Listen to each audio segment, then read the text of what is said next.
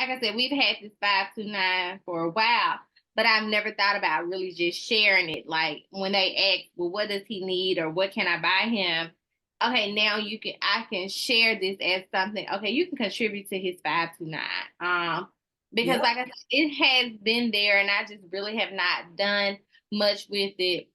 I made up my mind like in December. I was like, okay, so next year when it's because I try to do my budget for the year, like look at things that I can move around or pay off. And I was like, I really want to make sure starting in January that I start doing something to his 529. So Yeah. then when I saw this, I was like, oh, this is perfect.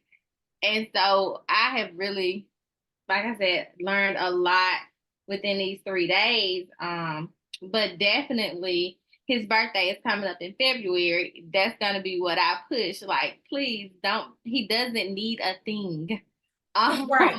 We'll But have a birthday cake. We'll get the balloons, but I need you to, yes. let's contribute to this because this will help him long term. It will benefit him more. I'm going to use that. So you might see that on my social media page or something, his little picture with his link, because I think that that's a way where people can feel like they are contributing to him and it will really make a difference It compared will. to everybody trying to buy him stuff that he just doesn't need.